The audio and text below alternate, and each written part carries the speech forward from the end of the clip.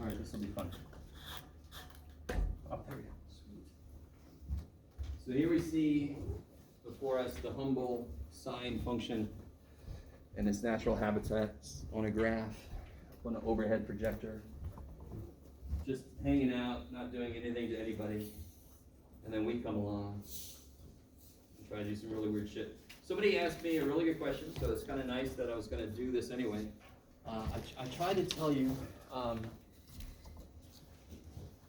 when last class, I tried to make the connection between a process that unfortunately Calc 1 students don't connect with as much, but we have to kind of do that as the teacher, but linear approximations, Calc 1 idea, right?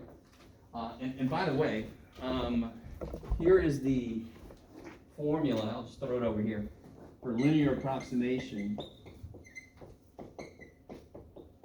I have no idea if that looks familiar to anybody. Right? And really this is just y minus y1 equal m times x minus x1, where this has been added, and of course it's the output at a specific point. What point? A, that's why that's an A, and this is the slope, and that's the slope. It's the same stupid thing, yes? Same stupid thing. So, what this accomplishes is at the point A, at x equals A, it makes the slope the same for the original function and for our linear approximation. It makes the slope the same, which is why it turns out to be such a poor approximation. So let's turn that bad boy on. Here is the first. So if you do a linear approximation, you'll get x. Now, to be really honest, since sine function is kind of nice, doesn't this kind of hug it pretty good for a while, yes? It's a pretty decent little thing, but it very quickly goes wrong. Of course it does, because the only thing we do is we say at that point, at 0 in this case, please make the slope the same. What's the sine doing the minute I'm away from 0? It's going somewhere else. So of course my approximation only using one derivative is going to quickly suck. Pretty quickly, it sucks. Yes? And then it just continues to even more suck. Okay. So, and by the way, you can go, this is the sine. We know the Taylor series for it. We know the Taylor polynomial. I'm going to turn on the next term. Remember, sine, dude, was the one with all the odd degrees, and cosine was the one with all the even degrees. And that's why together it made sense. After all the shit we went through, we managed to get the e to the ix equation, which hopefully somebody out there found like a little bit interesting. Okay. So if I turn this next guy on, so what's he going to do? It is going to improve on the approximation. Our first degree approximation, understandably, sucks. It just does. If I add on the next term, does that hug the red line for longer?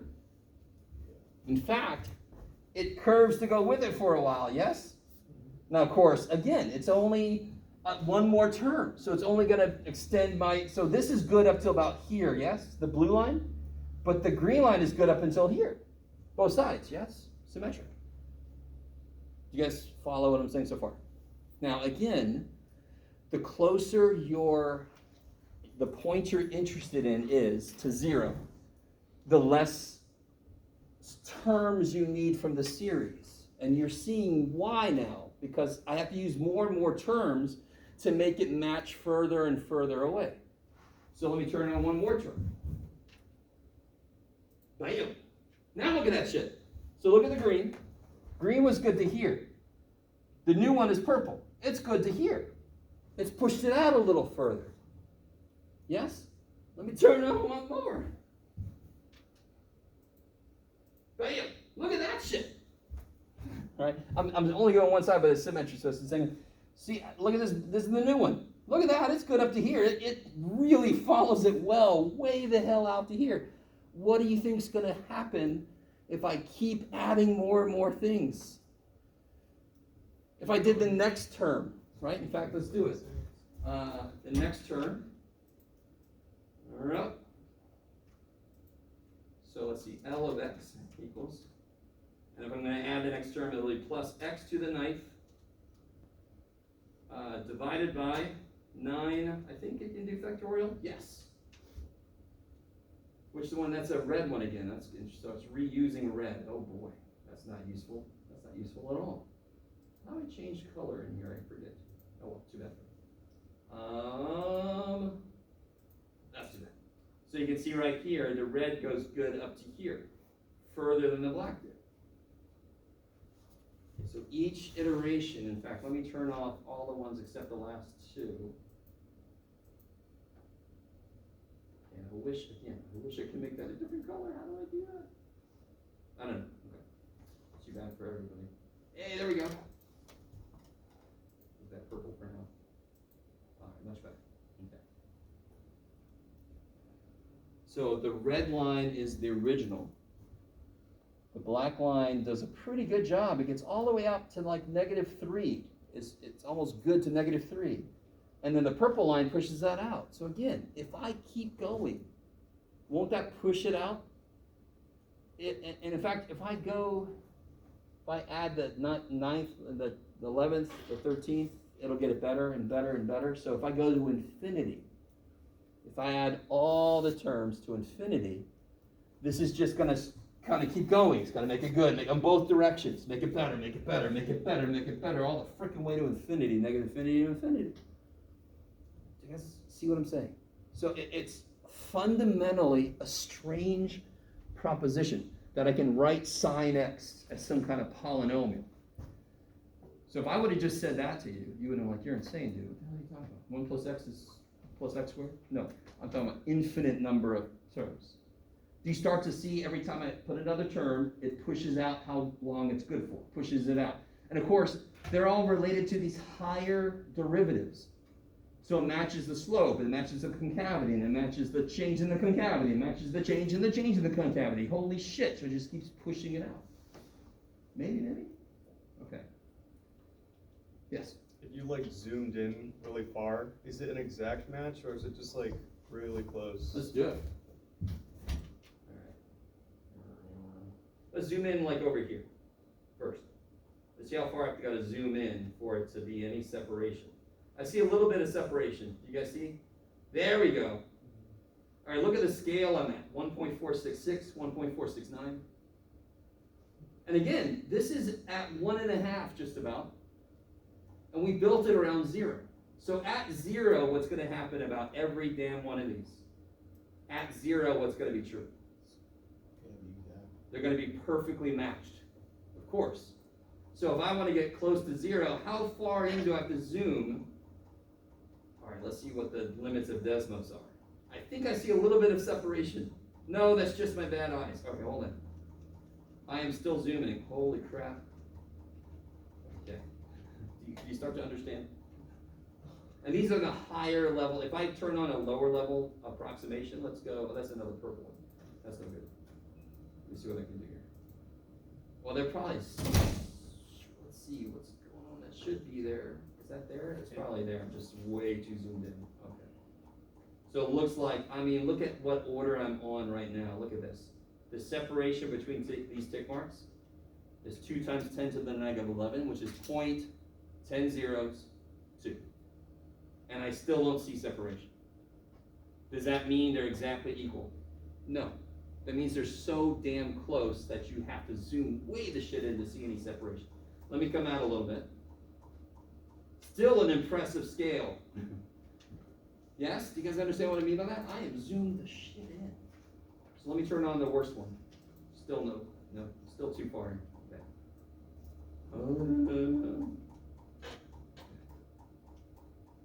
Alright, it's still going to be too good because I'm really zoomed in. Alright, let's see how far I zoom out until I can see separation for the blue line. There we go. There's the blue line. So it looks like even the linear correlation, the linear approximation is good up to like 0.23 or something. You guys see that? Yeah. Okay. And I finally see disconnect. Now if I turn on the next one, I see disconnect there. Okay, enough. So right at 0, every single element of every single possible Taylor polynomial perfectly agrees, because that's what they're all built around. They're all built around 0. They're going to be perfectly. The minute I'm away from 0, the higher degree Taylor I look at, the closer the approximation will be. Okay, maybe. And the only time it will perfectly match the entire function forever is if I let that go to infinity. Maybe. Is that better? Because that's kind of what I was saying. A linear approximation gets the slope correct.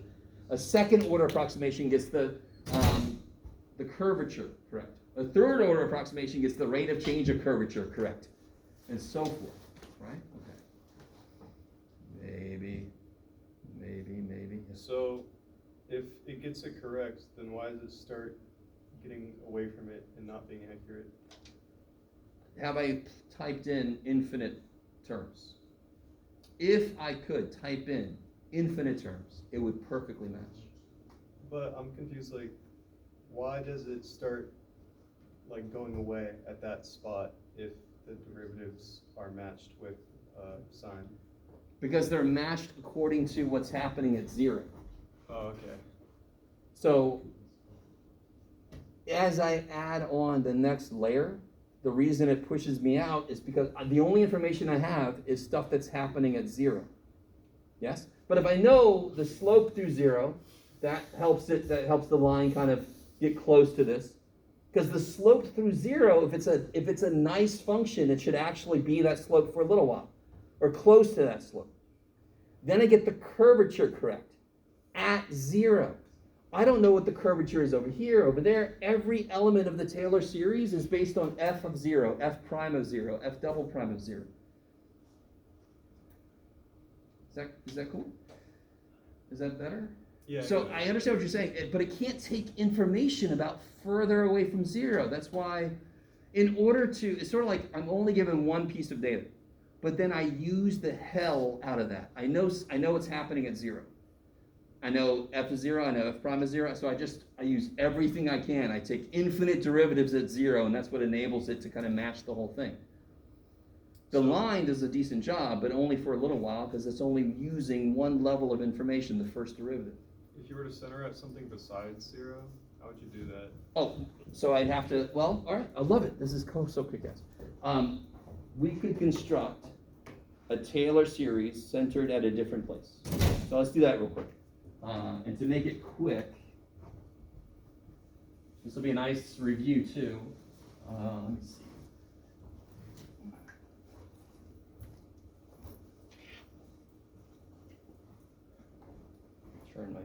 We'll do this. We'll create a Taylor series centered somewhere other than 0, and then we'll plot curves just like we just did. Let's use e to the x just to make it kind of nice.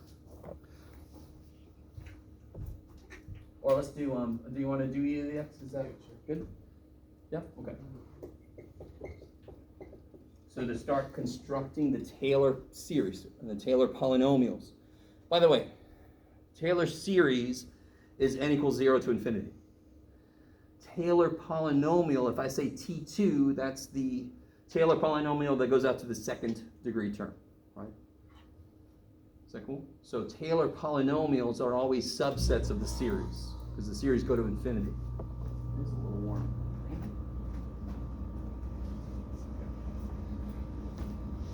So this is nice, because now I can just say Fn e to the x, yes? You with me? Yeah. All the derivatives are going to be e to the x. So what is Fn at 0? I'm sorry. Let's do it at a different point. Ooh, this is going to suck. This is going to suck a little bit. Too bad for us. You ready? Yeah. Let's do it around 1. So what's the nth derivative at 1? E. Is that cool? Yeah. Okay. So what's the Taylor? Let's construct a few elements of a Taylor polynomial. Right? So let's remind ourselves what does it look like. Let's put the number in here just to kind of keep ourselves straight.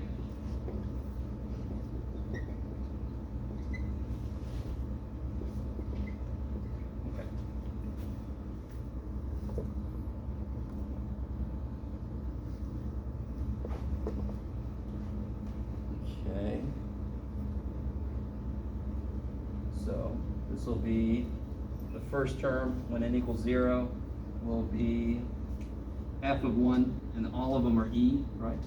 Over 0 factorial times x minus 1 to the 0, that's 1, okay. Plus. This is basically all, let me just make this is always going to be e, is that cool? Let's just do this for ourselves. This is always e. So when n is 1, what do I get? I get e over 1. So you can put this down here for yourself if you need to. X minus 1 to the first. Plus e over 2, x minus 1 second, plus e over 6, good. 3 factorial. You get stuck in this 1, 2, 3, no shit. X minus 1 to the third, plus other shit. Let's see. Let's see what happens. Oh, bam, bam, bam, bam. Let's put in there e to the x. So now we're going to do, so now we're building it around this point right here. Right? We're building it around this point right here. So it's not a McLaurin, so it's got to be close, it's going to be perfect at 1 blah, right? 2.71 equal blah, blah, blah. So g of x is going to equal the first thing, which was e, right? You with me? Isn't the first term e? Yes. How good is that doing? Not very good. Great. Okay, I agree. But it does match perfectly here, yes? What's the next term going to be? It's going to be e plus E times x minus 1. Okay, is that doing better? Yeah. Yes. Okay, g of x, I'm sorry. I keep doing g, I guess Desmos doesn't mind. I could do g of x plus, this one will be e times x minus 1 squared divided by 2, right? Yeah. Yeah. Let's see, what color is that? Oh, it doesn't like something. Oh, it doesn't like that. Well, screw you. It doesn't know which G of X. G. Oh, it doesn't know which g, thank you. It's user error, Jeff. Okay, there we go. Is that doing a better job through 1? Is it good further away than the green line? The green line was good till about here. Looks like it. The purple line is good till about here, right? The purple curve. Yes? Yeah. Okay, let's keep going. I of x equals h of x plus e times x minus 1 to the third power divided by 6, yes? Yes. Alright, so the red line is original, yes? And the best one so far is the black line, the last one we did. It's matching up for longer. In fact, you can see the black line is really hugging that red line for quite a bit. Now look what's happening back here. This is interesting about E. I'm using polynomials to approximate something, to approximate this. So every other term, so right now I'm on the 3rd degree term, right? Is that where I left off? 3rd degree term.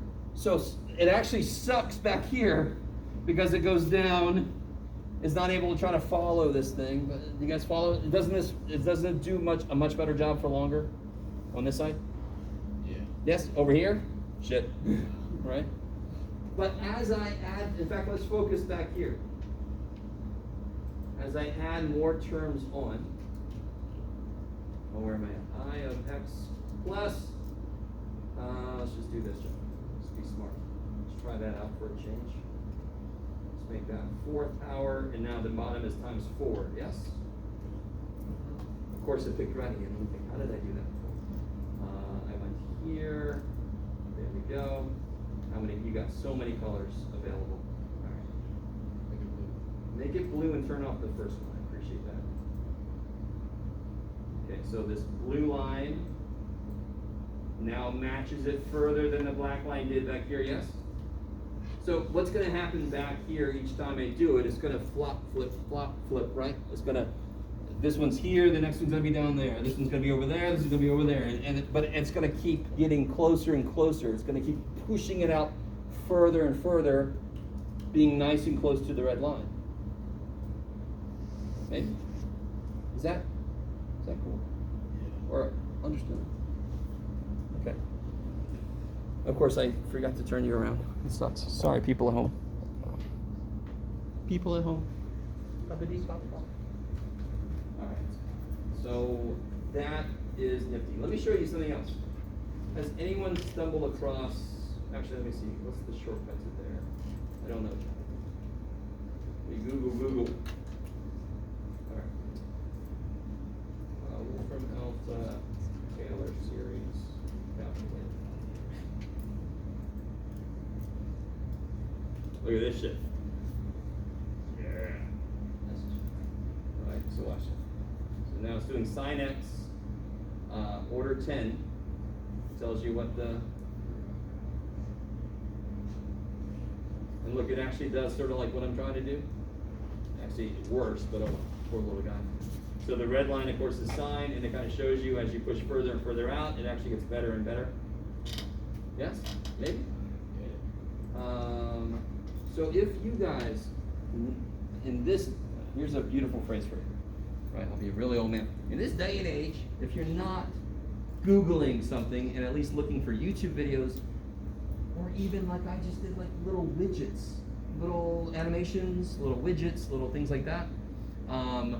This is kind of like the first thing I think this semester that would really be informed with a visual, because this is a very visual idea. Just like linearization was a very visual idea. You graph any continuous, well-behaved function, you zoom in, it becomes flat. So that's why it makes sense the first order is going to be just a flat thing. If I don't want to go very far away from the point, a flat line will work perfect. If I want to go further away, oh shit, I better bring in more information. I better see something about the concavity. Okay, that fits better for a while. And then this idea is just, okay, let's take that to infinity. Right? That's kind of cool. Okay. Yes? Just like, I feel like this is an arbitrary type of question, but like, why does it work? That's what I'm trying to explain is at least a conceptual basis of why it works. So I have two things going on. I understand that one night, and it was really, really important, but I understand how easy it is to sort of become disconnected and to just go, this is just derivation, I'm not going to pay attention. But that night that we looked at constructing the CNs, right? That was the mathematical construction of the series. Yes? That's where we're given f of x, and we want to make it look like this. Let's just do a Maclaurin. We want the given function to equal that, right? So stay with me this time. I'm not saying everybody didn't. Really watch. So the first term here would be C0, is that cool? Plus C1x to the first, plus C2x squared, plus C3x to the third, and so forth, right? So I want f of x to equal that. Well, that means, and I want it to be equal that, and I want to build it around a equals 0. So what does that mean? That means that f at 0 must equal this at 0. Well, if I put zeros into all the x's, what do I get? C0. I get C0. Now really stop and think. Now listen, look at the very first thing I wrote down. I want a function that I'm given, I want to be able to write it as a power series. So let me just write that shit down. That's what I want to be true. And then I start seeing, well, what's got to be true to make this work? And in the process, what we're doing is we're not given what Cn is. I don't know if Cn is n plus 1 over n plus 2 factorial or whatever the shit. You've seen a lot of that in like 11.8, 11.9. I'm not given that. We're constructing it in order to accomplish this. So I know that C0 has to be f of 0. In fact, I could be more, now, don't worry, let's make it. Okay. I know that's true. right? And then how do I do the other terms? Well, I take a derivative. What's f prime of 0 got to equal? In fact, what's f prime of x? Let me do that way. How am I going to make this nice? I'm sort of doing half of a derivation. So this would be c1, is that cool? This dies. Plus 2c2x plus other x terms. And now you understand why I don't care about the other x terms, because they're going to die, right? So what's f prime at 0? It's going to equal c1. And then what's f double prime of x? 2c2, right? Might as well bring this down. 2c2 plus 6c3x plus other shit with x. So what's f double prime at 0? 2c2. So that means, what do I have so far? I know that c0 is f of 0. I know that c1 is f prime of 0. I know that c2 is f double prime of 0 over 2. c3. This dies. 6c3 plus shit with x. Yes? So what is f triple prime of 0? 6c3. Which means c3 is f triple prime of 0 over 6. So what's cn going to be? Nth derivative at 0 over n factorial. This is 0 factorial, this is 1 factorial, this is 2 factorial, this is 3 factorial, this is n factorial. Yes? Maybe? And I could have used a, and this could have been x minus a. I could have used an a here, so that's where that is. Now I know that goes here. Right? I know what Cn is. In order to make this power series represent this function, I constructed what Cn is, has to be. That's what Cn has to be for this to represent that. Okay. That is the pure math explanation. It's not even an explanation, it's just, let's see what this shit does. Let's start with what I want to be true, and then start to work with it and see what's the consequence of that. Well, what's the consequence of wanting this to be true is I have to make C this thing. This this part is the actual concrete output of what the hell's going on. As I move up in degree, my result matches the given graph longer and longer and longer. If I go up to the 3,000th degree, it's going to go match it to here, maybe, right? Like if I extended this, are you guys with me? Like a monster widescreen projector thing. If I go to infinity, that's a little bit out of the reach of any screen. You guys follow? I mean, so the math is, as I keep doing this, I keep matching the derivative, match the second, match the third. And that has ripple effects out. It makes it longer and longer that it matches the original function. And that's why, for most well-behaved, have you ever, I've said that phrase a few times. Do you understand what I mean by well-behaved? Like it doesn't go like this. It's not a crazy turns and stuff. It's like, like sine or something. If it's well-behaved, I don't have to go very far out in the series to get a decent approximation. Like we saw up here, it really followed sine for quite a while, just by the third degree. Yes? Okay. So, if you had let me ask you this question. If I built the Maclaurin series for sine, and I wanted to use it to figure out sine of 780, right?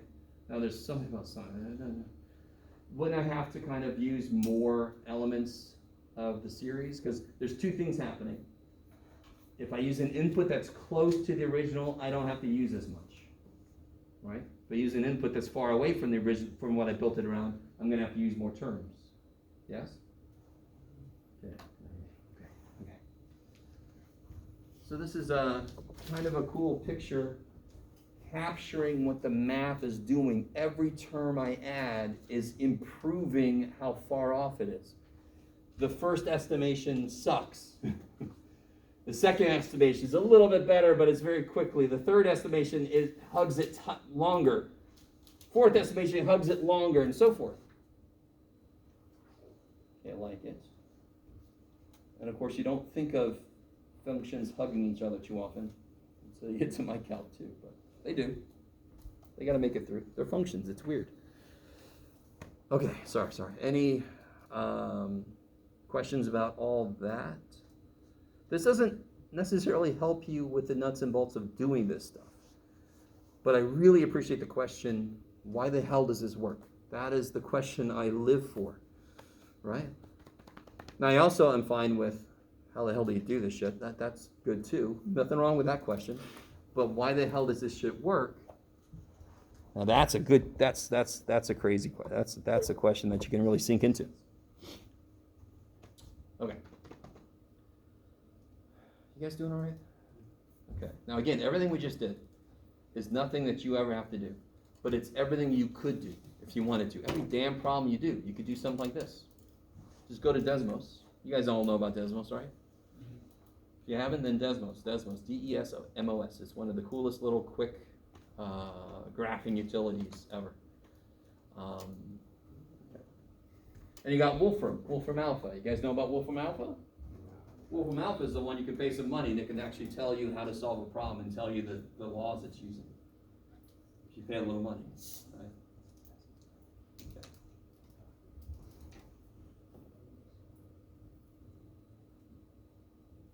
So, first thing, real quick. Did anybody not get their quiz back yet? Anybody come in after I, yeah?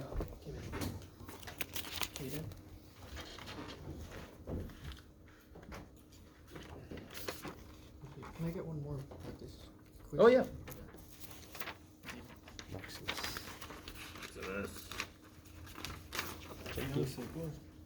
Oh, yep.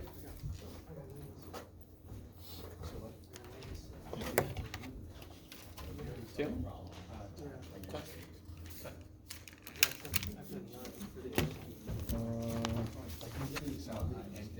Andy time. Exactly. It's like, yeah, There it's you all, you showed her where you got there, so.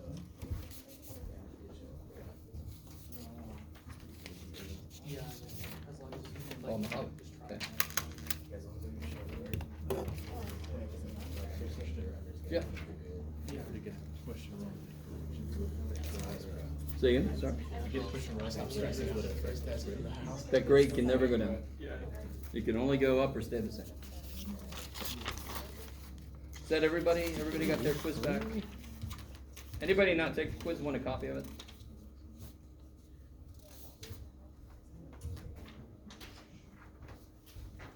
Okay. All right, guys, so we have a wide open night. You can ask whatever you want. We could do another one like this if you want to. We can do a specific example. In fact, if nobody asks you a question, I'll ask questions of myself like I was a student. Anybody have any questions? Yes. On the practice test, go over 2A. 2A?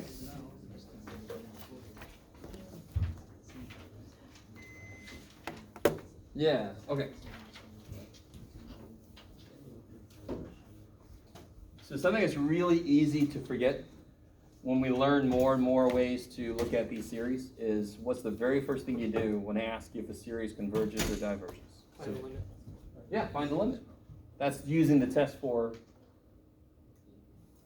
divergence, Yeah. right? If the limit's not 0, then screw it. It's not going to have a chance, right? So of course you do that first because limits are relatively easy. At worst, you have to do some L'Hopital's, right? And you can quickly see if there's even anything to do, right? So a lot of people sort of pass that up and do all this work they didn't need to do. So on 2A, I've got to see what the limit of cotangent. Oh, you're dying, poor little dude. What is it, 3? Ooh, dude, you're so opposite of dead. 1 minus 9n. Okay. This is pretty nice. This should be a pretty nice one. What's the, since this is continuous on its domain, I can pull that limit in. So we get cotangent of, Pi over 3. Negative pi over 3. cool. And that is,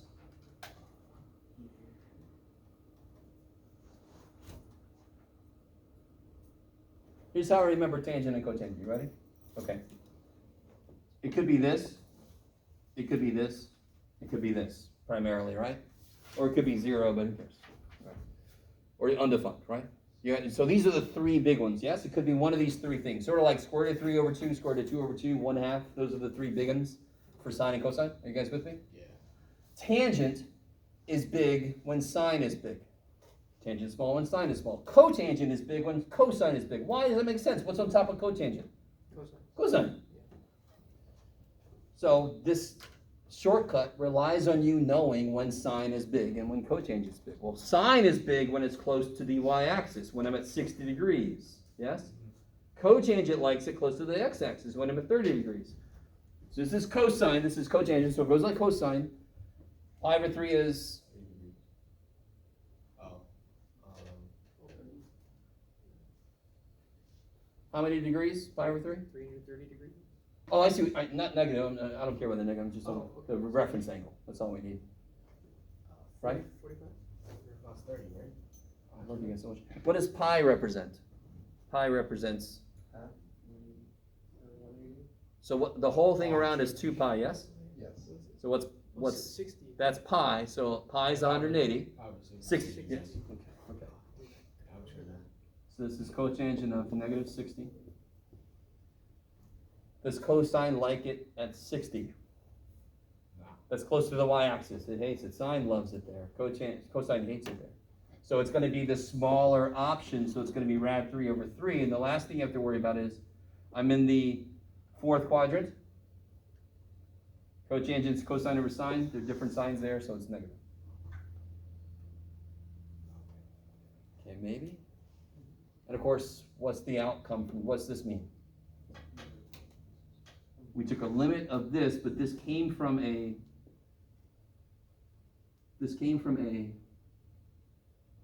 where did we get this from? A series. And the limit of the series elements is negative rad 3 over 3, which is not equal to 0. Good. Please, dear God, don't just do this. This is right. You got the right answer, but you didn't tell me why. Does it have to equal negative rad 3 over 3 to be divergent? No, it just has to not equal 0. Yeah. Okay. So any problem, you could do that really quickly first thing. Especially if you're looking at a problem, you're like, I don't know what to do. Well, try the limit. Maybe you get lucky. Maybe it doesn't go to 0. So then you have no work to do. If we were to just skip over that and accidentally do out a problem and get Oh. it divergent, would you take points off for that? Well, let's see. Did you use did you do something? No. Or are you saying in general? Yeah. No, you're fine. Okay. Very often, you could have done a test for divergence, and you end up doing a process, and it gives you the answer, but you could have gotten there quicker. Gotcha. Yeah. Or it'll be inconclusive. That could happen a lot of times too. Yeah. Okay. Anything? So you could ask very specific questions. You could ask general questions. Yes. So I got to find the power series representation for this function.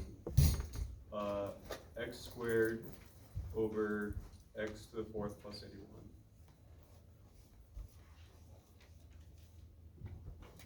It's x squared over X to the fourth plus 81. plus 81? Yeah. Okay. And I'm guessing this is in 11.9? Yeah. Okay. So the only thing we know officially in 11.9 is this.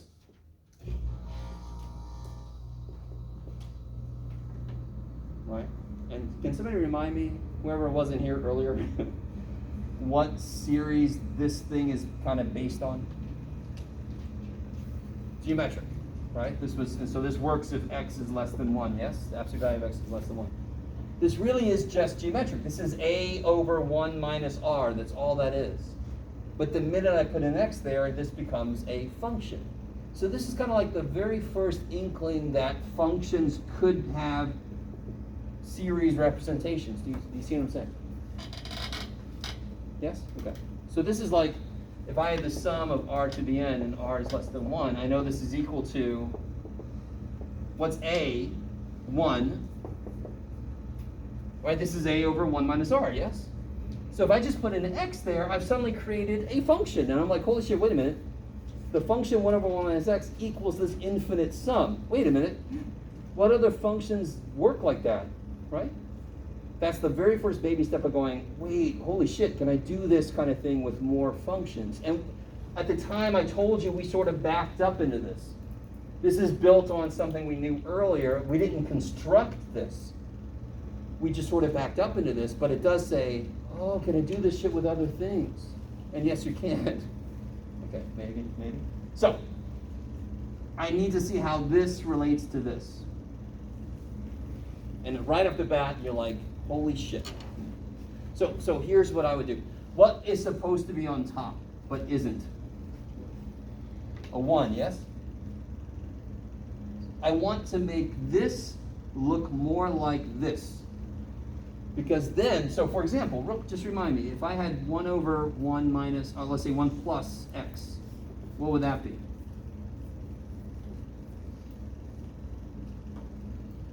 Just a negative x to that. Yeah, what did I put in place of x to get this? One negative I x. put in negative x.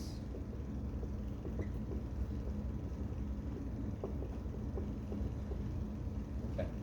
So what you're hoping for section 11.9 is you're more than likely, what you would be hoping for is, dear God, let this be something where I just have to substitute in.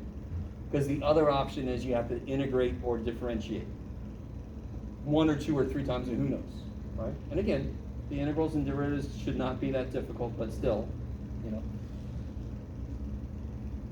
So do you notice the very first thing I can do to this? And again, I just put this down here just to remind us what to do if I have something different here than just x. So what do I have here? I have x to the 4th. Okay. But I have a lot of other shit in the way too. What's supposed to be, isn't this supposed to be negative? Isn't this supposed to be a 1? I can take care of the top, right? The top is supposed to have a 1 there. Well, okay, that's easy. I'll just take an x squared out. So I can write this like x squared times 1 over, and let me write this way. Okay. Right, which is ground shaping. I just flipped the terms on the bottom. But what's that doing? It's getting it closer to the form I want it to be in, yes? So I got a 1 on the top, check. I got a number, something, check. What's supposed to be here? Minus. And what's supposed to be here? 1. So let's take care of that first. I want a 1 there, so what do I have to do? What's the only thing I can do to make a 1 there? Take an 81 out. Oh, let's see. Yeah. So of course that becomes 1. What does this become? X 4 over 81. Let me stop for a minute. This is form manipulation, right? You should have gotten a little, you did a little bit in pre-calc, you did a little bit more in calculus, and then here we are. So try to take what I'm given and put it in a form that looks more like this. So now the only thing I have left to do, this does look like 1 over 1 something, but I'm supposed to have a minus here, right? So let me just make it a minus.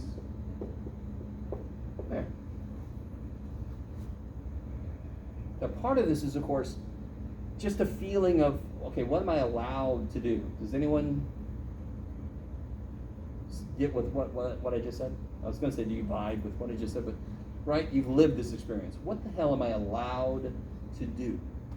You're allowed to do all this shit because if I put it back together, it comes back out to this. So of course you're allowed to do all that shit. Now, before this class, would you ever have made something that looked like this become this? Ain't no damn reason, but what's the reason? I've got a blueprint. Does this piece inside look like this now? Yes. What's in place of x? Negative x to the 4. So what am I gonna put here? Negative x to the 4. This shit, and this shit's just gonna come for the ride because I got too much to worry about. You just sit there. Freaking me out and everybody's just sit there. That's the other thing about mathematics is break what you're doing into parts. I sometimes see students that seem to think you're supposed to be able to do everything at once, which is insane.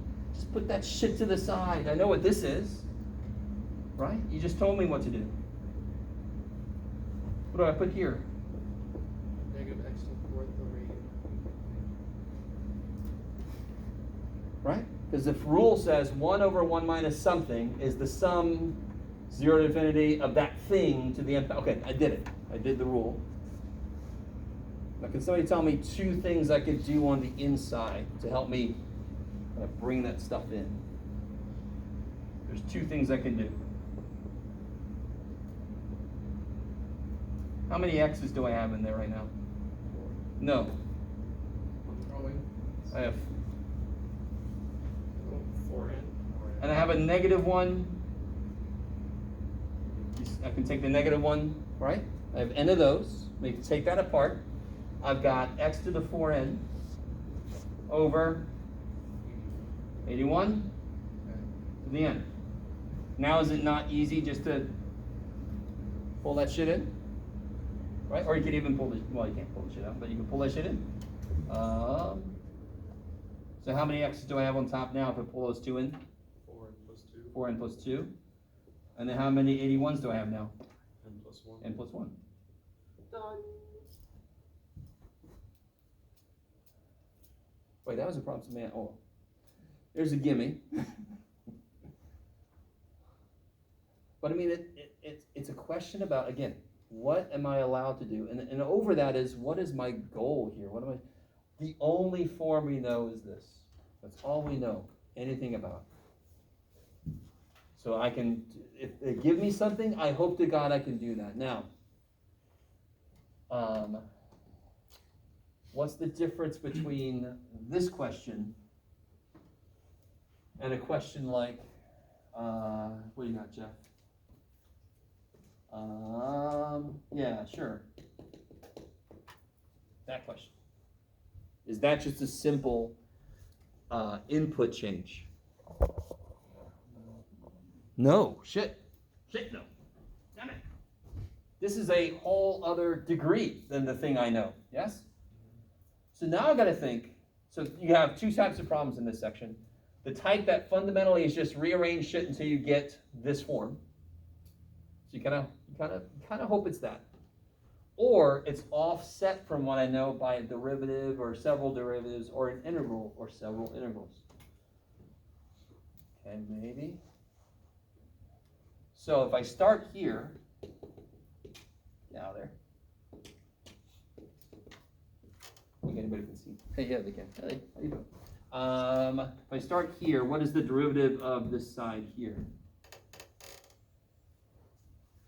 1 over. Yeah, so it's like 1 minus x to the -1, right? So -1 comes down. And it cancels with the inside derivative. Yeah, 1 minus x squared, and then chain rule. Yeah. Derivative of the inside is there. So there, that's going to be my answer. This will be the sum, n equals 0. Now, what did I do to this side? Not 0, Jeff. What did I do to this side? I took a derivative. So what do I have to do to this side to maintain the equality? Derivative. Take a derivative. So what's the derivative of x to the n? N times x to the n minus 1. And I could start at 0, but we start at 1 because the first term would be 0 if I started at 0. That was an easy one because it was one step away, one calculus step away from what I know.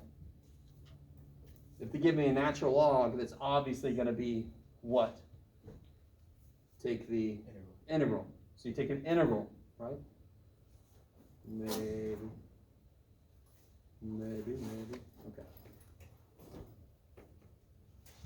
In fact, let me see. What about, let's do this.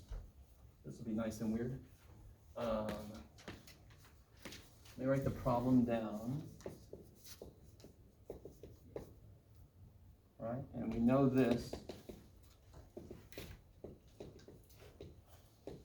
We know that.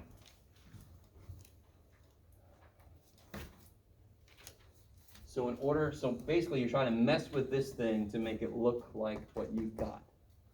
And then you can see kind of how far off you are. So this one's kind of nifty. I like this one. I know I just made it up, so I'm kind of biased. Is it a little warm here, or is that just me? How are you guys feeling? Warm. It's a little warm? Just 1 degree. Turn on.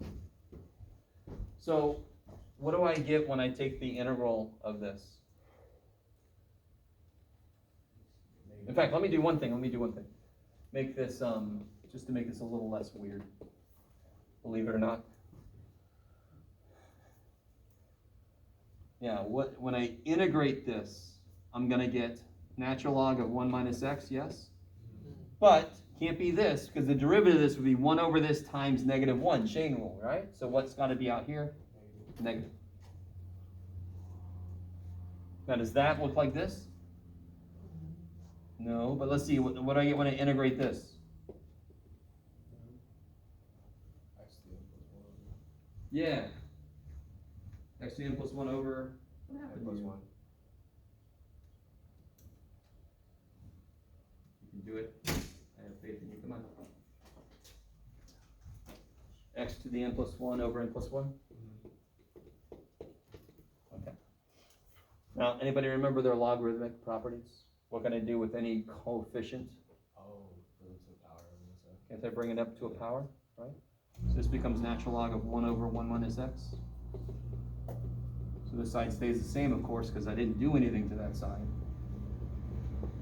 Are you guys with me?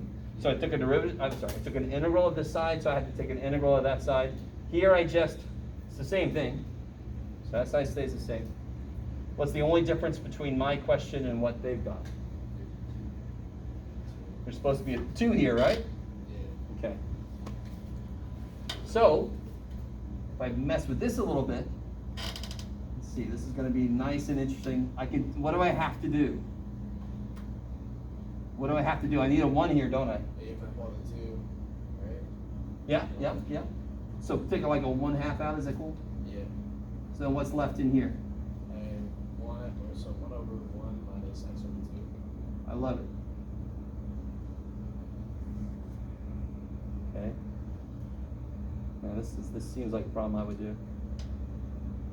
What's still in my way? What's still in my freaking way? Why does that not look like this enough? It almost looks like this, yes, except with an x over 2, yes? Except what's there that's not here? Stupid 1/2. Okay. Well, what's another law property about the log of the product of two things? You can add it. Yeah, so it'll be natural log of 1/2 plus natural log of 1 over 1 minus x over 2. Right? Okay, let me stop for a minute. Have you guys followed everything I've done so far?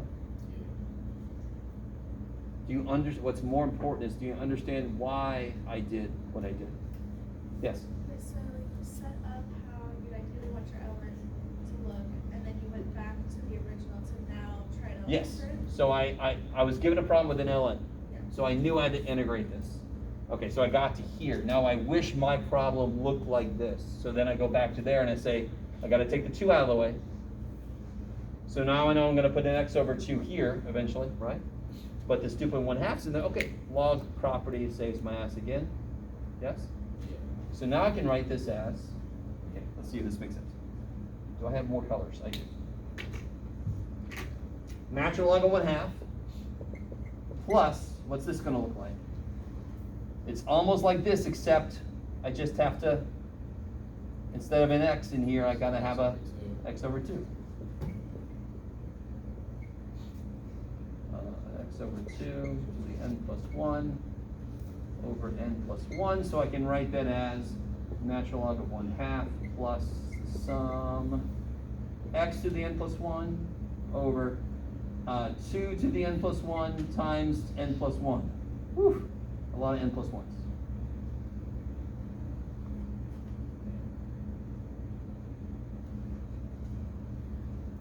I like that problem. You would, Jeff. Of course, everything is missed. Scheiße.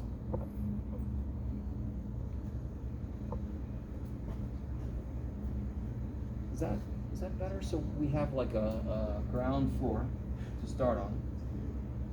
We have a ground floor to start on, and then it's either they just multiplied by shit and replaced the x with other stuff, right? That's nice, that's awesome, that's pretty straightforward. Or they did some calculus to this guy. And maybe did some other stuff too. Yeah. Maybe.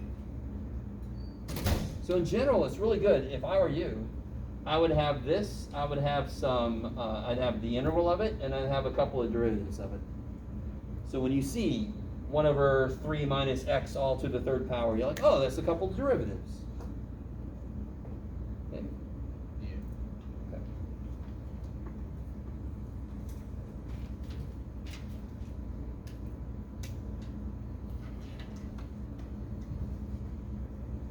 All right. Anything else specific before I ask? Yes. 5A. Oh, sure. Okay, beautiful. That was actually going to be one of my questions.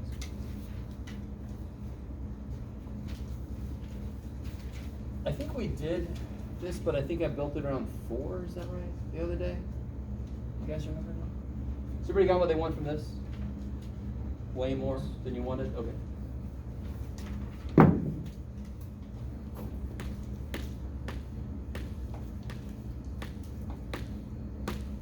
Alright, so here I've got my square root again. I'm going to try to go a little bit further. Oh yeah, you're good. Little dude. We're building it around 9.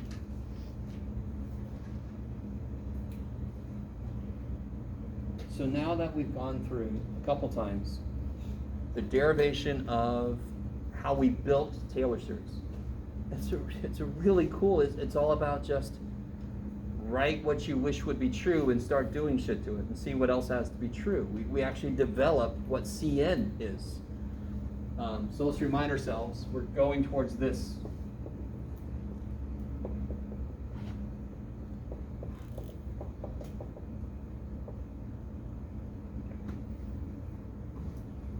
Now we could be a little more specific. I could just make my A grow up.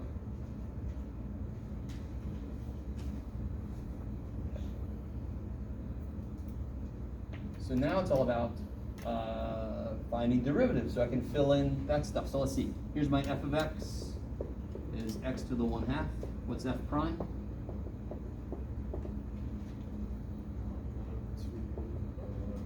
times x to the 1/2. -1/2. Oh, okay, yeah, I'm with you. I'm with you. F double prime. I'm just gonna write it like this because it's gonna make the other derivatives easier, right? X to the.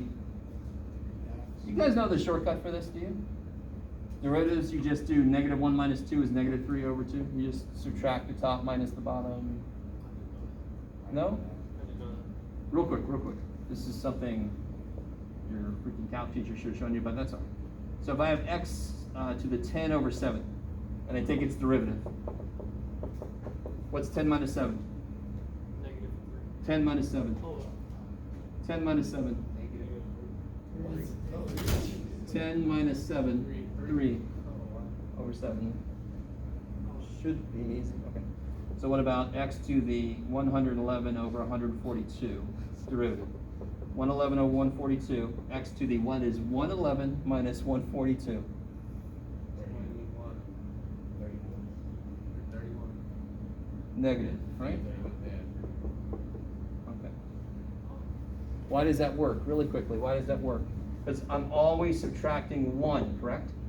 Doesn't that have to be multiplied by whatever that is? And am I not always going to do 111 minus whatever the shit that was? So that's why I can just do 10 minus 7, put it over 7. Okay. So what about integrate? Integrate, you add them and put it back over 7. Okay, maybe. And again, you don't have to, it's just a little shortcut. But it's a really cool little thing to know. You do enough of these derivatives, you're like, just give me a way to get there quicker. So what is the third derivative?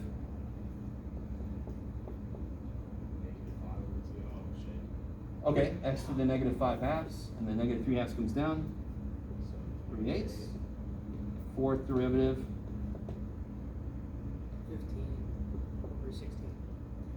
Negative 5 minus 2 is -7. negative 7. And let's do the fifth just for fun. 105, positive, Yeah, positive 105. and 111. No?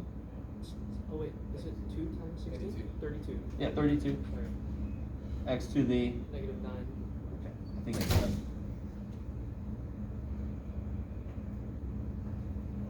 So by the way, let me see. Okay. We're gonna do this. We're gonna be good. We're gonna be fine. From that, what we just did, can we figure out what f n is? And let me help us out a little bit. I really want to show you this all the way. All right. Do you see a pattern on the bottom of the fractional coefficient? Hell yeah, that's the easy part of this, yes? That kicks a lot of ass, right? So when n equals 1, it's 2 to the first. When n equals 2, it's 2 squared. So when n equals n, the bottom of the coefficient there would be 2 to the n. 2 to the n. Okay, that's beautiful. That's the easy part. What about the top?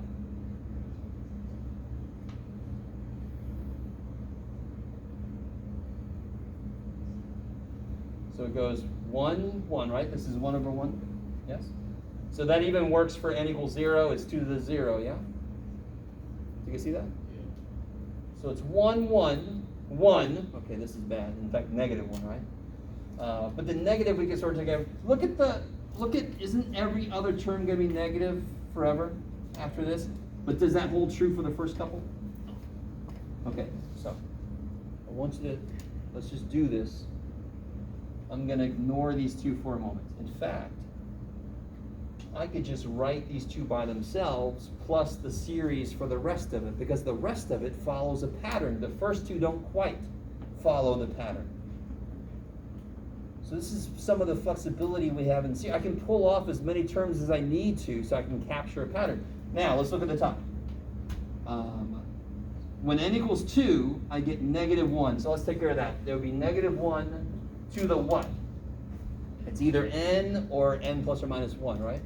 So on the second derivative, I get a negative number. So when n is 2, it's supposed to be negative. N plus 1, 11. Or n minus 1, I don't care, right? Okay.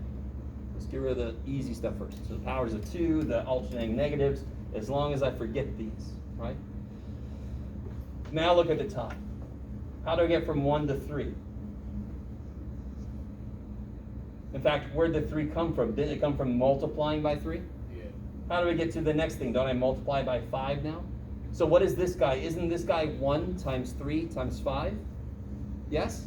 So this guy is 1 times 3 times 5. What's this guy? What did I do to him? Multiply. Oh shit, so this guy's 1 times 3 times 5 times 7. So it looks like the nth one is going to be multiplied by the next odd number, right? In fact, when n is 5, I go up to 7, yes? So let's think about this. Okay. So I know it's going to be 2n plus or minus something to make this work.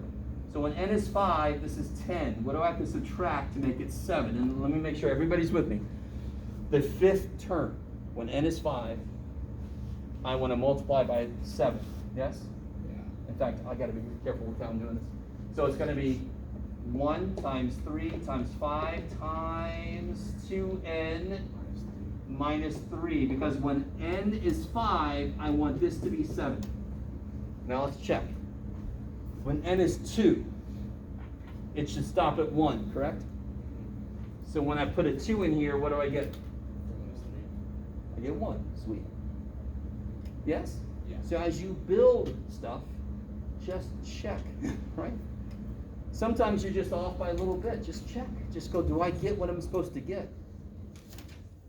Okay, maybe. Oh, let's see. Do we have everything? We need x to the power, yes? So we got the coefficients. What's the powers on the x starting here? So when n is 2, do you see how it's always over 2? right? Okay. When n is 2, I get a 3. When n is 3, I get a 5.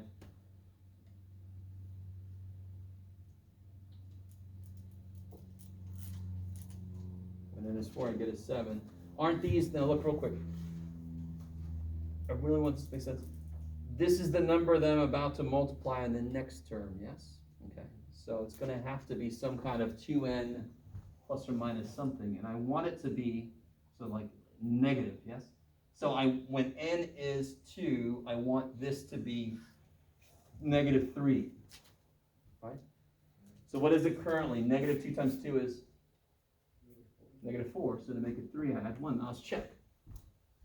When n is 4, what do I want the power to be on the top? Negative 7, yes?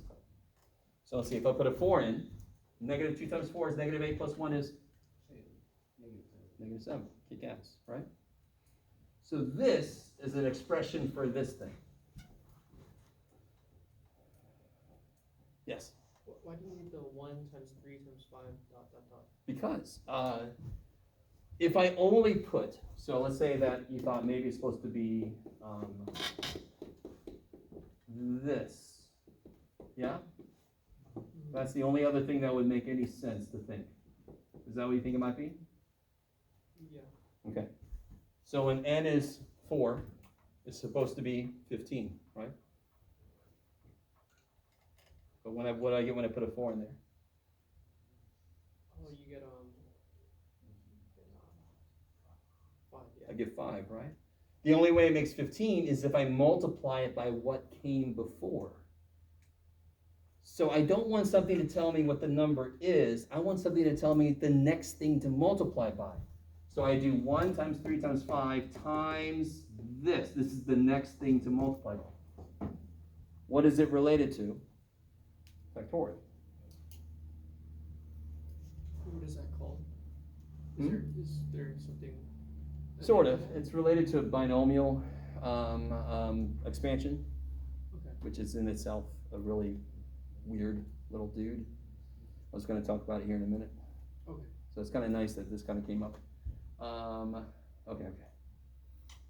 So watch this. I could actually write the form of the answer, right? In fact, one little thing I left off. Oh yeah. So what is fn evaluated at 9? Let's see, right? Because that's where I'm supposed to evaluate things, yes? That's what I'm building it around is 9. I get negative 1 to the n plus 1. No, it's not this, Jeff. This is wrong. That was an example of wrongness. Okay, there we go. 1 times 3 times 5 up to 2n minus 3 all over 2 to the n. So I'm going to put what here? What am I putting here? 9. 9. Yes. 9 to the negative 2n plus 1 over 2. What's the over 2 mean in that power? Square root. What's the square root of 9? 3. So fn, the nth derivative of f at 9, negative 1 to the n plus 1. 1 times 3 times 2n minus 3. 3 to the negative 2n plus 1. Let's actually do this a little bit better. 2 to the n times 3 to the 2n minus 1. Square root of 9 is 3. If I bring it down, I change the sign on the power. Kabam. So then what's the series? I just have to throw all that shit right there. I'm done. Take all that shit, put it right there. I'm done. Now, do you hear what? I'm not quite done, to be honest, because what did this work for? This is for n greater than 1, right?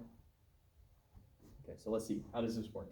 So this piece is going to be, I'm going to have the 0th term, which is going to be 9 to the 1/2, that's 3, plus the first term, which is going to be 1/2 of 1/3 is 1/6 over n factorial times x minus 9 to the first. This should be an n, Jeff. So that's the first and second terms Why do I have to write them separate? Because they didn't follow the pattern of the rest of it. Plus, oh boy, all this business. -1 to the n plus 1. 1 times 3 up to 2n minus 3 over 2 to the n times 3 to the 2n minus 1 times x minus 9 to the n starting at 0, 1, starting at 2.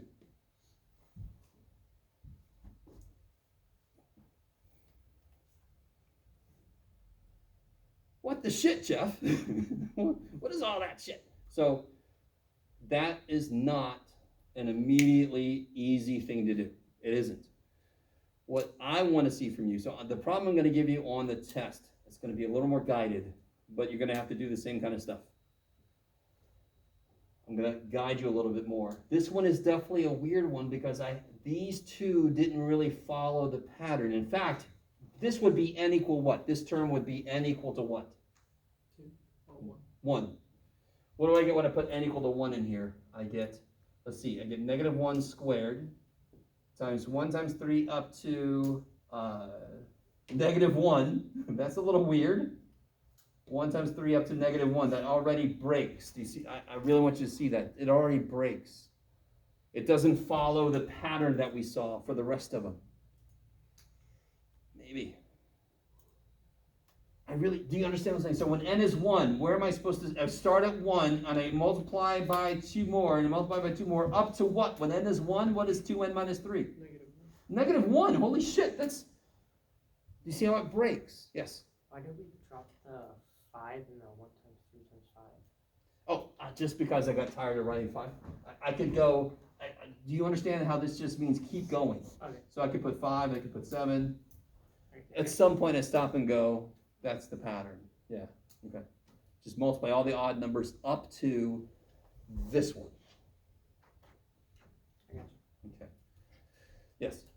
Can you show how you got the 1/6x minus 9, or where that come from? This guy? Yeah. Okay, so the form of the answer is the n. So for 0, when n is 0, it'll be f of 0 at 9. Well, that's 3, yes. Over 0 factorial times x minus 9 to the 0. The first term would be the first derivative at 9, that's 1/2 times 1/3, 1/6, divided by 1 factorial times x minus 9 to the first. Plus, and now this is going to start at the second degree. I like it. Okay, now. That is the complete way to get the full Taylor series. Can you understand how that will get remarkably, I mean, that was pretty already not straightforward. Do you guys agree with me? Did you follow at least, like, you could pull off some of these things that were really simple to see? And then there were some things that were even really not used to the idea yet, which is why I can't really see the pattern too well. This kind of thing is really, really new to us. It's sort of like a factorial, but it isn't. So can you imagine if I get a more complicated function, doing this might even become impossible. I might not be able to see the pattern at all. That is very possible that would happen. Okay. So I got to kind of deal with relatively simple functions. Even then I get this kind of a thing. So what I want to do is I want to kind of back up and show you a more concrete problem that I can build off of what we've done. So this would be, the instructions would say, find the Taylor series for this. So I would need the complete series. Has everybody got as much of that as they want written down? Yes? You need a train of thought. Oh yeah, thank you. I gotta spend some TA money and just get somebody to be my camera person. Okay, so I'm gonna start erasing and see if anybody else at me.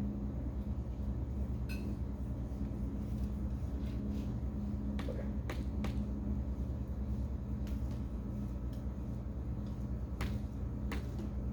So let's construct T3. Anybody know what that means?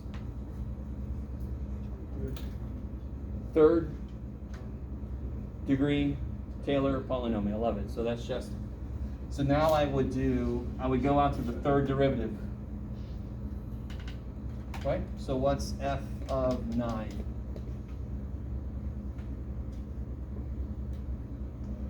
Three.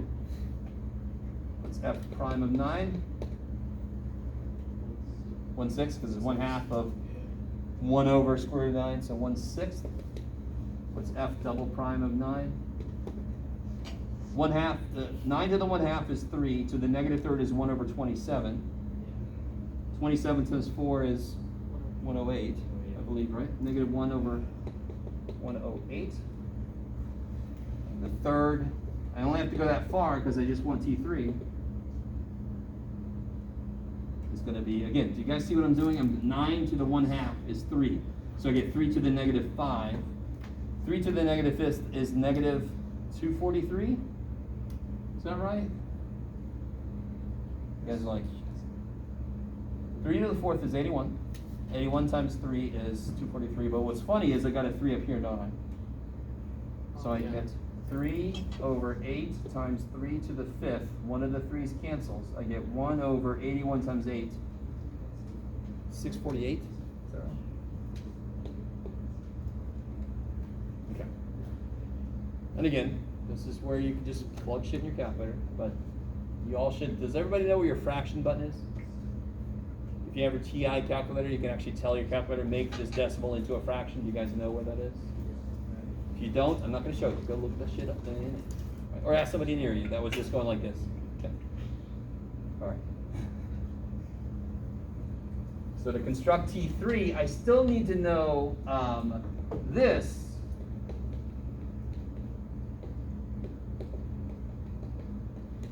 And I could be a little nice to myself, and I could say, okay, this is f of 9 plus the first derivative of at 9 over 1 factorial times x minus a plus the second derivative of 9 over 2 factorial times x minus, not h of 9 squared plus third derivative of 9 over 6, because that's 3 factorial, x minus 9 cubed. Okay, so now I just got to plug and check. F of 9 is 3. F prime of 9 is 1/6. So I get, this is, remember these are the first two terms we got earlier, of course? Same thing, so we're getting the same thing. Plus, second derivative is negative 108. 108 times 2 is 216. X minus 9 squared. Plus, 1 over 648. 648 times 6 is something. 36, 38, 40, 38, 88. 38, 88. Going once? Does anyone know what 648 times 6 is? Is it 38, 88? Yeah. Neither. Okay. That is T3. So that is the third degree polynomial that will approximate the square root of x close to 9.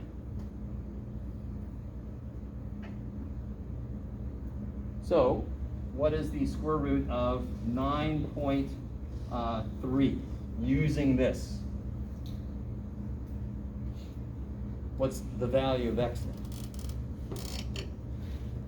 9.3. So what does all of these become? 9.3 minus 9. Everywhere I see that, I put 0.3, right?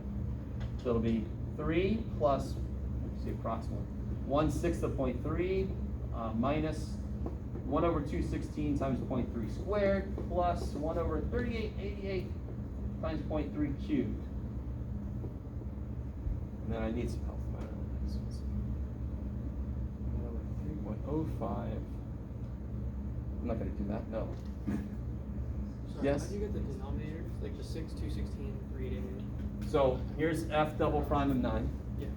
It's negative 1 over 108. Yeah. There's a 2 on the bottom already. Twice Oh, 108 is okay. 216. Yeah. Yeah. Here there was our 6 down there already times the 648 that's down on the coefficient. 6 times 648. Yeah. Okay, yeah. So this is a little more concrete, yes?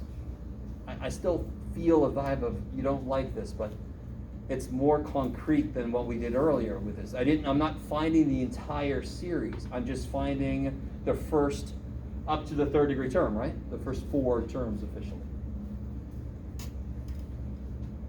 So I don't know, are you guys plugging that in your calculators? It's gonna be 3.05 something, I think. 050423611.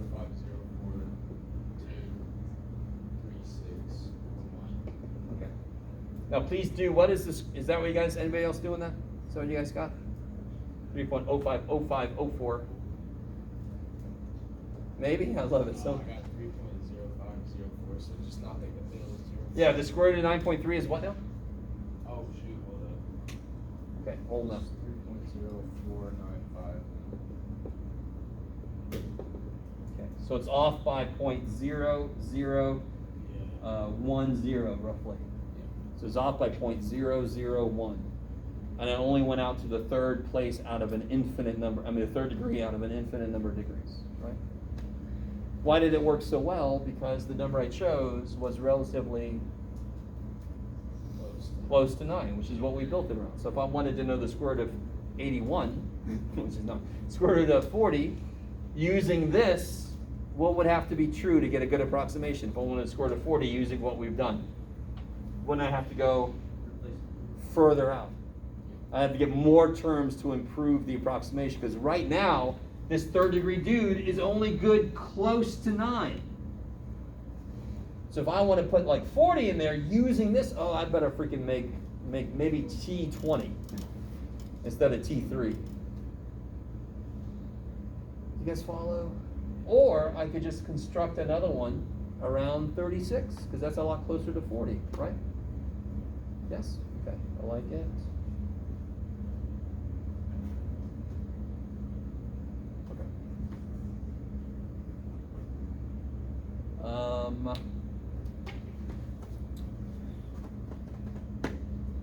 So on the test, I'll tell you this, I will more than likely have one problem where I ask you to find the Taylor series, and it's going to be a little bit guided.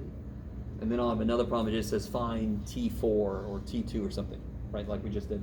When I ask you to find T something, you just find the numbers and plug them in to the right places. That's all you have to do. Yeah. And I'm gonna be nice like I was last semester. It doesn't feel good to be nice, but I'm still trying. Maybe it'll grow on me. I'm gonna give you the Taylor form, even though it's not that much to memorize. But I'll give that to you, just so you have one less thing to kind of worry about. Okay. Okay. Any other specific things you want to look at? Problems from the practice test, from the quiz you just got back, homework stuff.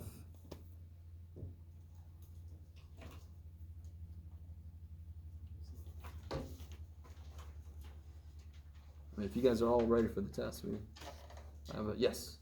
For practice test 3, number 7, says, I'm not really sure what it's asking, because it says to consult the table on Yes. page 804. Yes. So that's the table that gives you all the Taylor polynomial series for various functions, right? Maybe, I'm not sure. Well, all right, let me throw that up. So if you have your book, page 804.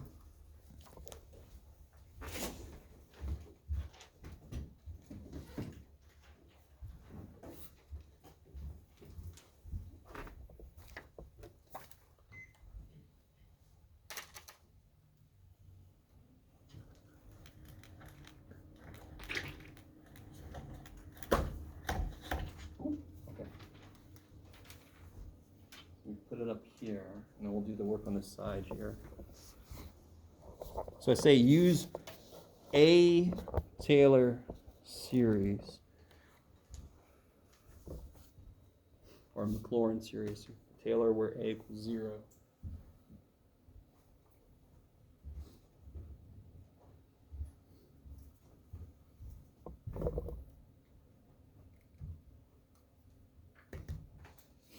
So on this page 804, at the bottom, it's got this huge table.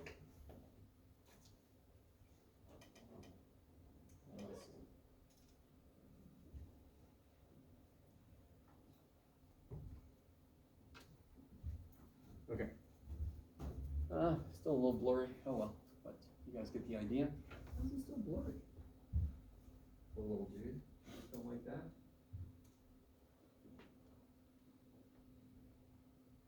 All right, I gotta get some corrective lenses for the projector. So for example, if I wanted to know what sine of, let's not do that, Jeff, because that's going to be, if I want to know what e to the x squared is, I would just write x squared in place of x, correct? So what's the very first question I ask on the problem? 2 sine x cosine x. Yeah. And I ask you to use one Maclaurin series. So obviously, thankfully, the answer is not to take this and multiply by this. Do you understand? You don't want to multiply this by this. Do you want to multiply this by this? I don't want to multiply. Okay. So what's a better way to write 2 sine x cosine x? Sine 2x. Cool. And what's sine 2x? I know what sine x is. So sine 2x, not a big deal. Same thing, 2x plus x. Yeah.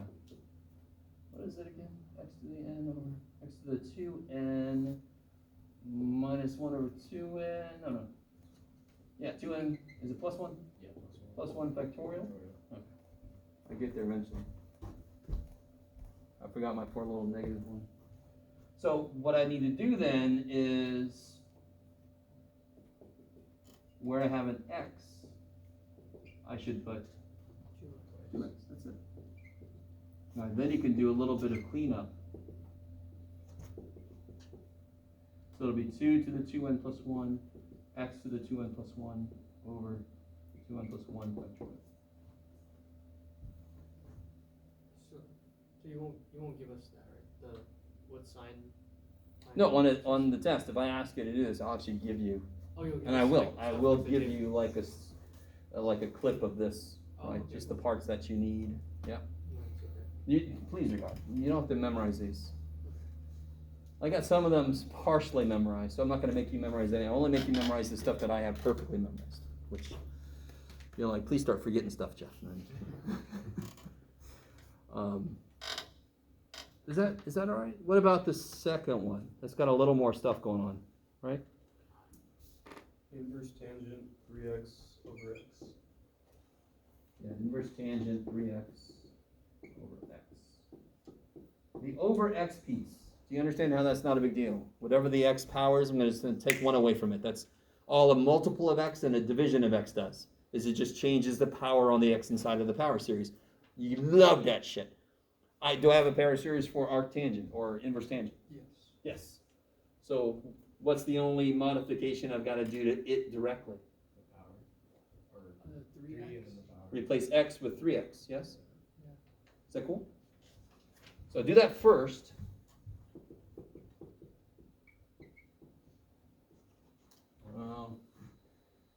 Yeah, -1 to, and so in place of x, I'm going to put 3x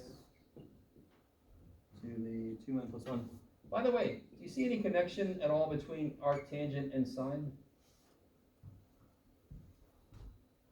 Look at Yeah, so without the sine of factorial. x and arctangent x. Everything's the same except The factorial. there's a fact. All right, that is weird. Yes. There's no way I would ever predict that there would be any kind of connection like that. Well, there is a connection, obviously, but not. There's an arctangent versus a normal sine. That is not an obvious thing, but there it is.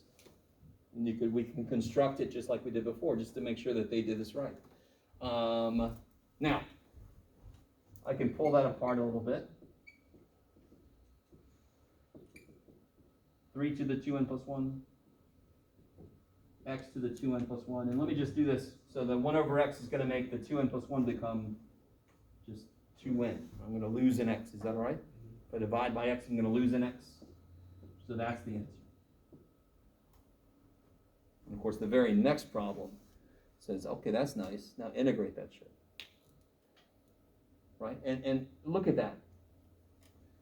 When I try to integrate this, what's the only piece of that I care about?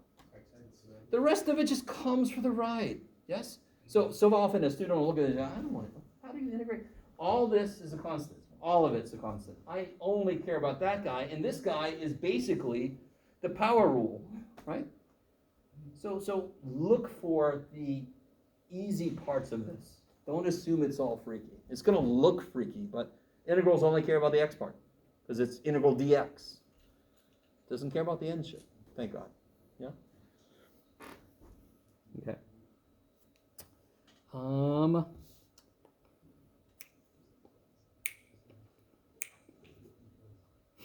Remind me of this. If a series converges, so say the sum of an converges, what's the limit as n goes to infinity of an? 0. 0, right? If the limit as n goes to infinity of an equals 0, what can I say about the sum of an? Might converge. Okay, I like it. I like it. So that's kind of related to number 3.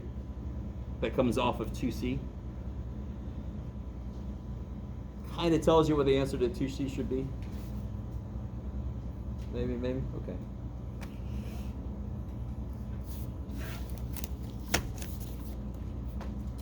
Let's see.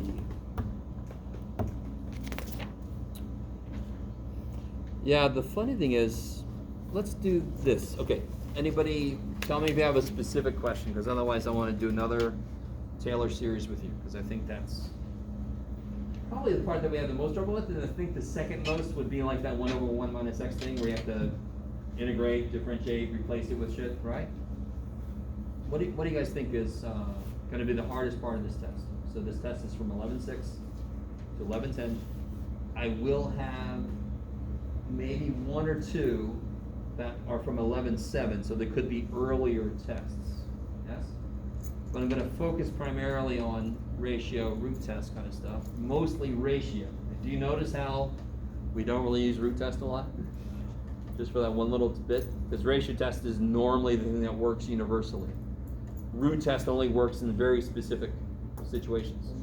You can use the ratio test for something that can be used for the root test, right? Yeah. Yes. You can. Yeah, in fact, I feel like given a certain series, you could use all kinds of tests. Just sometimes some certain tests will be inconclusive. You have to kind of pick the right test. Yeah. Okay. Any other specific questions? Yes?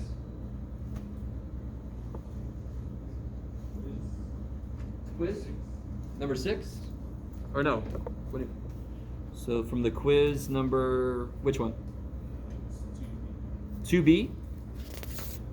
Okay, so depending on the version, which version did you have? What's yours say?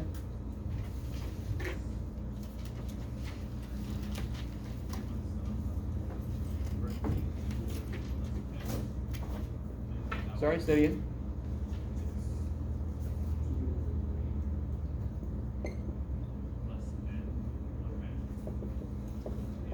All right, so the instructions were use the root test, right?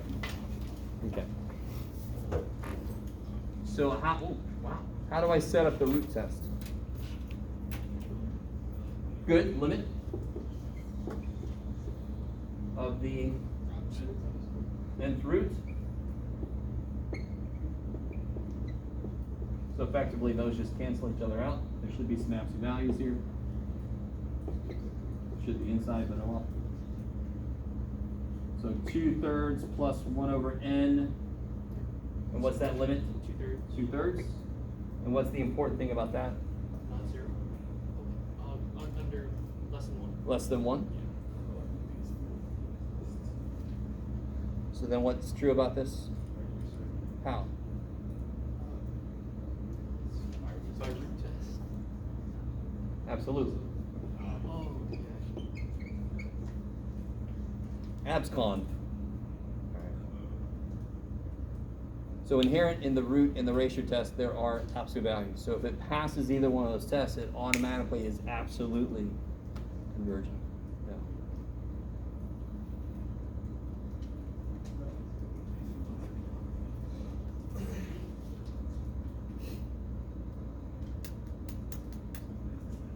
Okay. So, very little time. So let me do this. Let me give you the answer key, and then I want to point out a couple things on number 5B.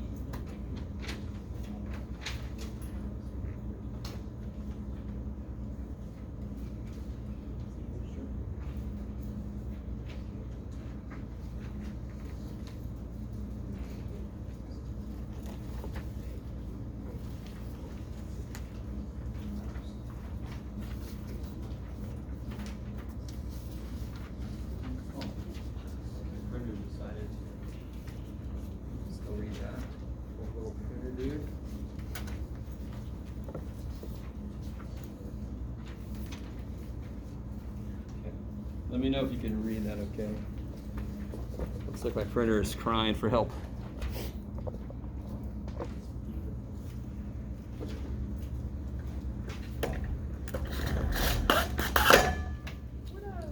All right.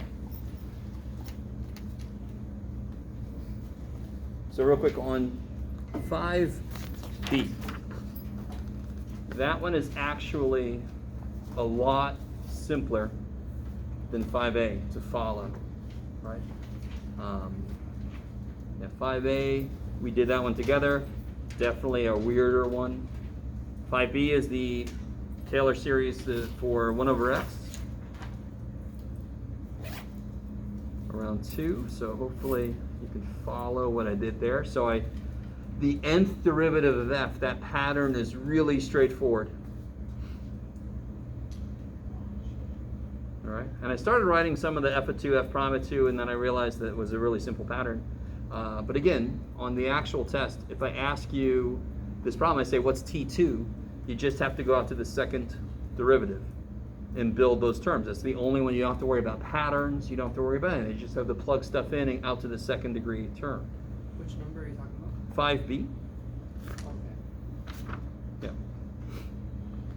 So we did 5a earlier together, because that's the one that's a little bit trickier. 5b is a little more straightforward to see the pattern. See if you agree with me.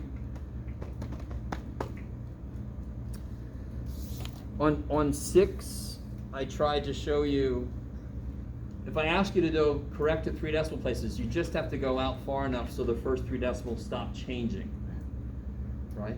The rate of decrease of each term is exponential, because I keep 1 squared, cubed, 4th power.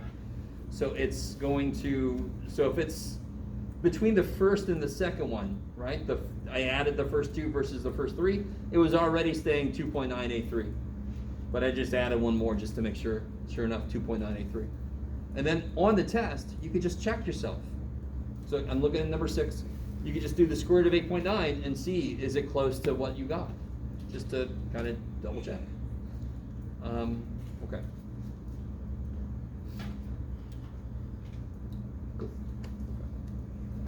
And number 8 is quick. When you read through and it says the integral, it feels like it's going to be an involved deal, but it's like 1 step. This one, which is 5b, do you want us to write it as a final answer, or we're gonna like that? Well, that's just part of the answer, because that goes Or in with the here. f, we're gonna write the derivative, Yeah. you put it in right here. Yeah. That. So mark that's correct, if you want to simplify with it. Oh, yeah, because the infactorials cancel, right? Yeah, right. Yeah, so really simple reductions like that, you got to do, yeah. Okay. But you know, Yeah. it depends on how much each one's worth. I mean, that's not, as long as you got the right answer, that's primarily what's important, yeah. For sure. Appreciate that. Yeah. I just want to say I really appreciate the people that are coming into the Math Study Center, and I'm not saying anything against the rest of you, because maybe you just don't need the help, but I want to remind you guys, it is there. I am there sometimes, but if you're like, dude, I don't even understand you when you're here, I'm tired of your voice, there are other people you could talk to, right? I won't take it personally. I just want you to understand this stuff, that's all. So if somebody else makes more sense than me, go talk to them, right? If I make sense, then you can come see me, right? Okay. All right, so again, you got my office hours. If you need more help, you got when I'm in the Math Study Center. If anybody has any more questions right now, I'm not throwing you out, I'm just saying. Okay. Otherwise, if you're ready to go ahead, sorry.